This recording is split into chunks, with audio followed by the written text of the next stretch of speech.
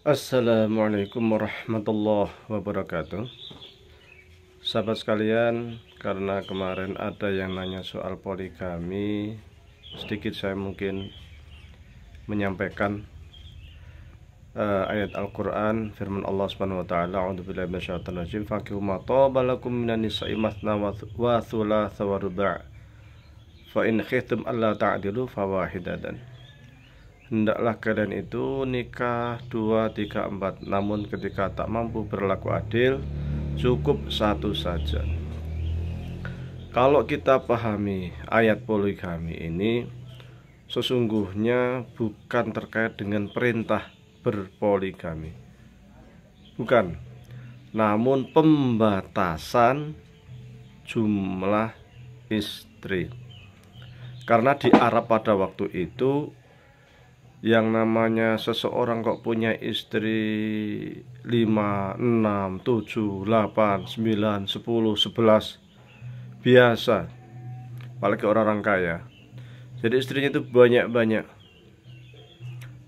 Karena istrinya banyak-banyak, maka kemudian banyak yang terbengkalai, banyak yang tidak bisa diurus, terjadi persoalan, masalah, tidak ada keadilan. Maka kemudian muncullah ayat poligami membatasi jumlah istri yang sebelumnya itu 5, 6, 7, 8, 9, 10 dan lain sebagainya.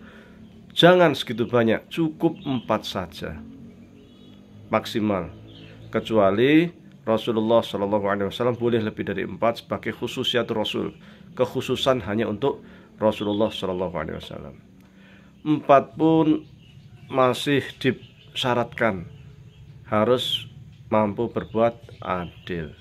Dan adil ini sesuatu yang sangat berat sesungguhnya, karena Allah sendiri mengatakan kita manusia nggak akan pernah bisa adil, nggak bisa adil karena terkait dengan jiwa. Kalau adil terkait dengan materi mungkin, tapi terkait dengan hati tidak mungkin manusia itu berbuat adil. Sehingga diperintah falatamilu kulal maili, jangan terlalu condong kepada salah satu istri. Fatadharuha kal mu'allaqah, sehingga yang lainnya itu terkatung-katung.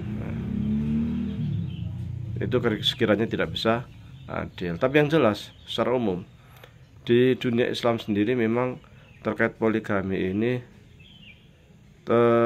terpengaruhi oleh tradisi. Kalau di Arab, di daerah Teluk, Saudi, Kuwait, Bahrain, Qatar, itu poligami hal yang sangat biasa. Sehingga ketika seorang istri, kemudian seorang suami punya satu istri, nikah lagi, kemudian nikah lagi sampai 4. Istri yang pertama, yang kedua ya biasa saja itu. Ya rasa-rasa cemburu itu manusiawi. Dulu Aisyah juga pernah cemburu, Hafsah juga pernah cemburu. Jadi istri Rasul pun saling cemburu juga. Kapan-kapan kita ceritakan terkait istri-istri Rasul, kapan Aisyah pernah cemburu. Yaitu tradisi orang-orang Teluk. Seperti juga daerah-daerah Afrika Barat, Nigeria, daerah Niger sana, itu tradisi poligami. Satu orang suami punya 2, 3, 4 istri. Bahkan dulu saya punya teman dari Kamerun, Afrika. Di Kamerun itu bahkan kalau suami istrinya cuma 1, itu dicibir istilahnya itu. Bojo kok cuma 1, istri kok cuma 1 gitu. Dianggap karena tidak sanggup memberi nafkah. Jadi secara ekonomi dianggap lemah, nggak bisa apa-apa. Bahkan kadang istri pertama yang mencarikan jodoh untuk suaminya, karena sudah menjadi tradisi. Jadi sangat biasa di Afrika Barat sana, seorang suami istrinya 3, 4, biasa sekali.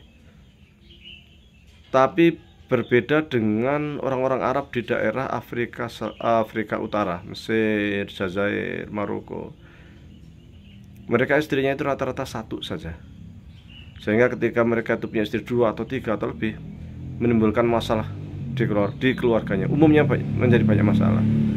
Bagaimana dengan Indonesia? Indonesia ini juga tradisinya memang 1 ya. Andai pun mau 2, 3, 4 ya silahkan saja. Tapi secara umum memang tradisinya 1. Tapi memang tradisi ini sangat berpengaruh gitu. Berpengaruh dari sisi apa? Dari sisi keberterimaan istri pertama. Apakah istri pertama akan menerima atau tidak? Kalau sudah tradisi, istri pertama itu sudah enjoy, sudah biasa, meskipun cemburu tetap ada, tetapi tidak shock karena kanan kirinya masyarakatnya sudah biasa seperti itu.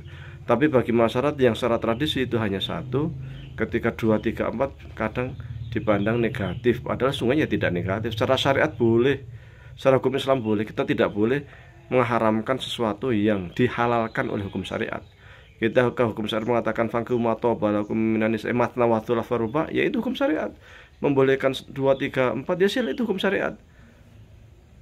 Adapun prakteknya ya terserah pribadi masing-masing lah. Sekiranya ada yang hendak 2, 3, 4 ya silahkan, ada yang enggak ya silahkan. Tapi mencibir mereka yang poligami itu tidak boleh, karena itu hukum Allah terkait dengan kebolehan yang sudah dinaskan oleh Al-Quran dan dicontohkan juga oleh Rasul dan para sahabat.